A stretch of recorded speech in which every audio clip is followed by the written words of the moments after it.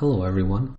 In the last video, we talked about methods. In this video, we will talk about some special things methods can do. One of the special things they can do is recursion. So let's talk about recursion.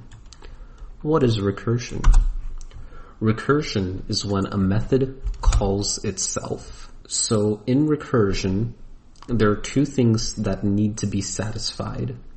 There has to be a condition where the method ends. There has to be an ending point to the method. And then there's another thing that has to be satisfied with recursion, and it's the recursive case. Now, a recursive case just means that it goes towards the ending result. So we need to have a stopping point and something that goes to the stopping point. We can't just not have a stopping point and not go there. Then we don't get anywhere. So one of the most common examples of recursion is the Fibonacci sequence.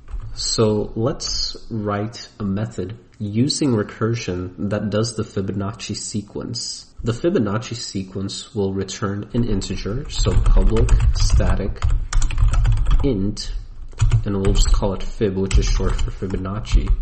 And we want to calculate the number in the Fibonacci sequence. So we'll just say int n for the number of the Fibonacci sequence. Maybe we want the 5th Fibonacci number, the 10th Fibonacci number. So that's what we're going to input. Which Fibonacci number do we want?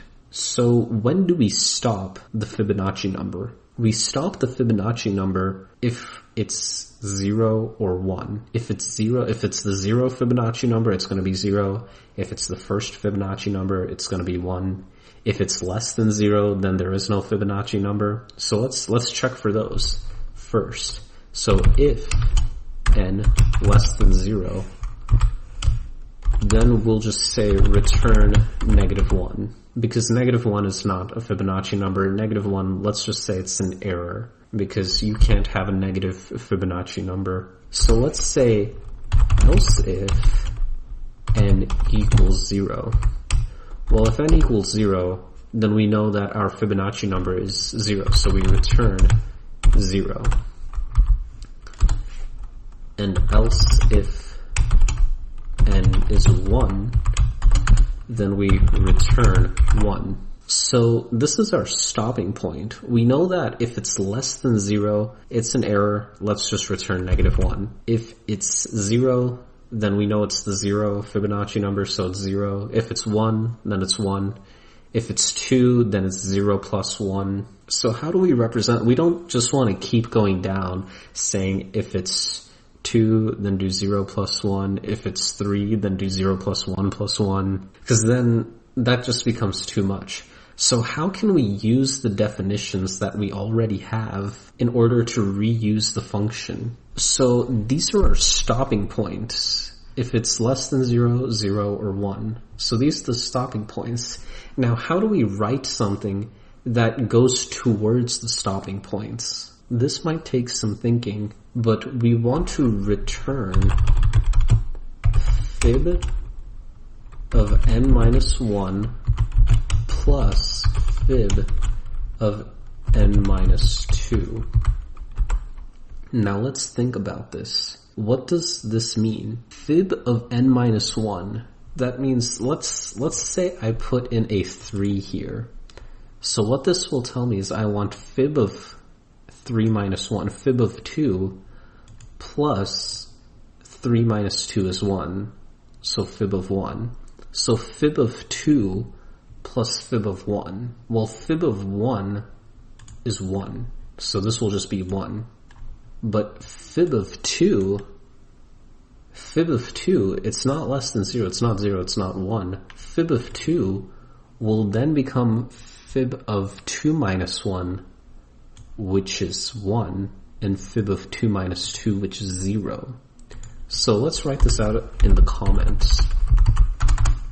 So if I do fib of 3, what that will give me is fib of 2 plus fib of 1. Now we know that fib of 1 from here is 1. Fib of 1 is 1. So we'll write a 1 here. But fib of 2, it's not less than 0, it's not 0, it's not 1. So it'll go over here. Fib of 2 would then become fib of 2 minus 1, which is 1, plus fib of 2 minus 2, which is 0. So we can actually spread these out a little bit so we can see it better. But fib of 2 will go into fib of 1 plus fib of 0. We've already calculated this over here, but we'll have to recalculate these. So what does fib of 1 give us? Fib of 1, well, n is 1, so we return 1. So 1.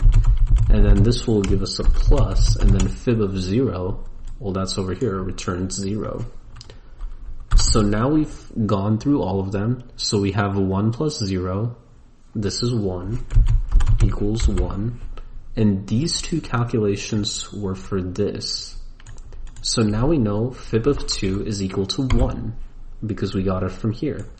And then 1 plus 2. So we calculated this one and then we calculated this one. So 1 plus 1 equals 2.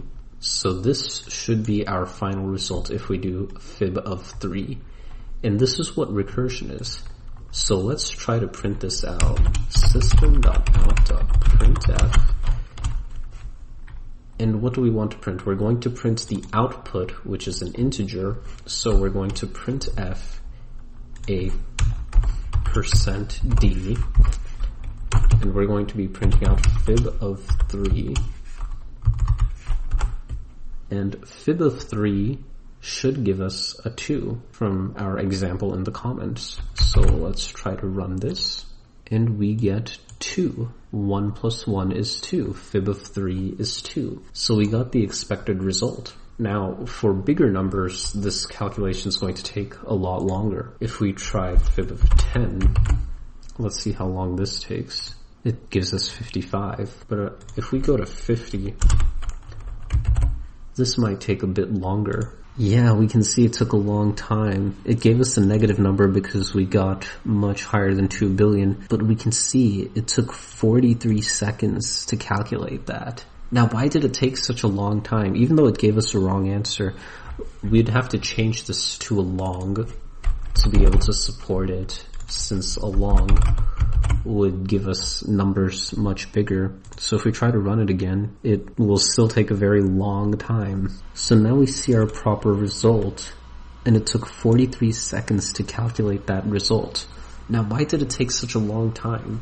Remember, over here, fib of 1, we'd already figured it out over here. Fib of 1 is 1, but here we have to recalculate it. So there are a lot of recalculations that happen when we do the Fibonacci recursion. I made a separate video where we did Fibonacci using an array, and that calculated it much faster. But recursion with Fibonacci, it does a lot of recalculations, like we see in this example here in the comments. But with the array video that I did with Fibonacci, there were no recalculations. We just peeked back to the previous and 2 before in order to do our calculation. We didn't have to recalculate fib of 1.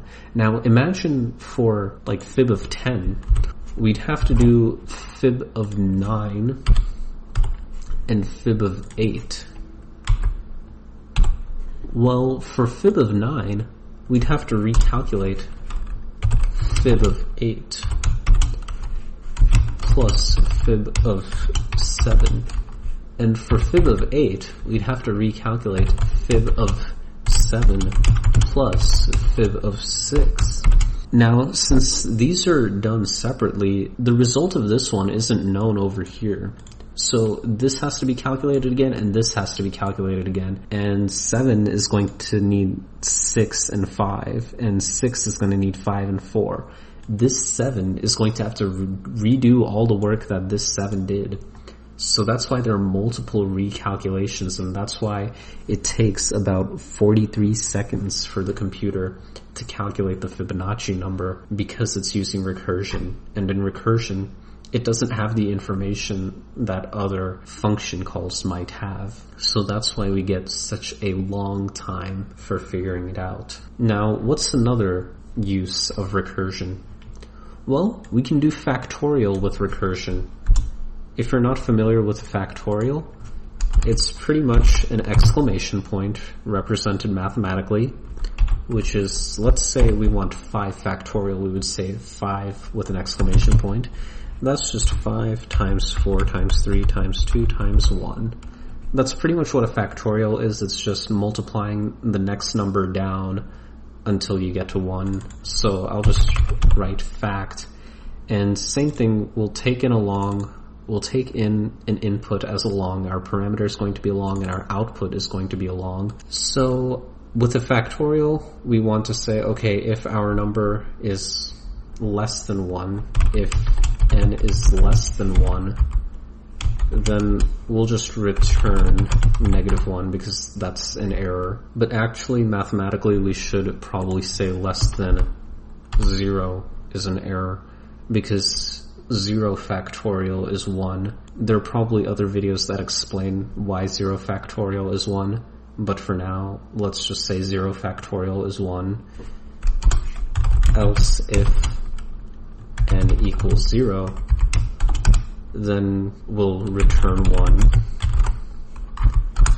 Now, using the pattern from Fibonacci, how would we return all the other cases? So when we do 5 factorial, we want to do 5 times 4 times 3 times 2 times 1. Now, 4 times 3 times 2 times 1, that's just 5 times 4 factorial. If you can see that, the 4 times 3 times 2 times 1, that's 4 factorial. So we're doing 5 times 4 factorial.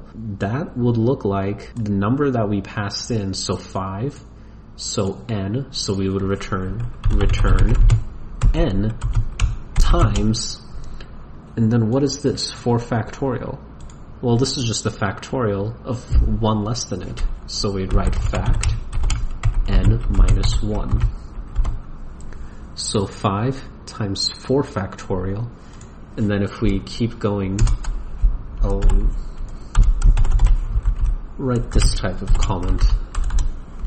So 5 times 4 factorial, then this one becomes 4 times 3 factorial, and then the 3 factorial becomes 3 times 2 factorial, and then the 2 factorial becomes 2 times 1 factorial, and then well, I guess we need the 1 factorial case as well. Else if n equals 0, return 1. And we could also say or n equals 1. So if n is 0 or 1, then we return 1. 1 factorial is also 1. 0 factorial is 1. For now, we'll just say 0 factorial is 1, 1 factorial is 1. So when we get to the 1 factorial, then we get to this case. N equals 1, so we return 1. So then this over here becomes 1. And now that we've calculated 1, then we just work our way back up. Now we know that this is 1. 1 times 2 is 2. Now we've calculated the 2 factorial times 3. Now we've calculated 3 factorial times 4. Then we've calculated the 4 factorial times 5. So we just work our way back up, and then we get our result. So let's try it. We should get 5 times 4 times 3 times 2 times 1. If we do 5 and we change this to fact of 5 for factorial. So 5 times 4 is 20, 20 times 3 is 6, 6 times 2 is 120, and 120 times 1 is 120. So we should get 120 when we run this. And we do get 120. So that's how recursion works with factorial.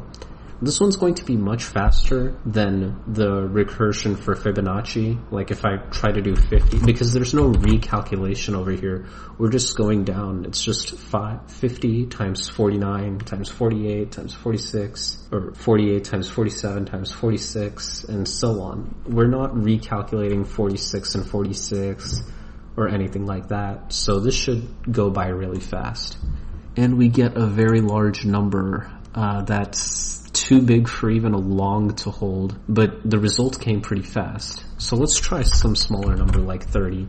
Maybe 30 would be small enough for us to get it. No, even 30 is too big. Let's try 10. Is 10 factorial too big? Okay, 10 factorial is not too big. But you can even see, when we did the 50, we got the wrong answer, but we got it quick. It was very quick, because we're not doing recalculations like we were with Fibonacci. So these are two of the most common recursion examples, and these are some other things that functions can do.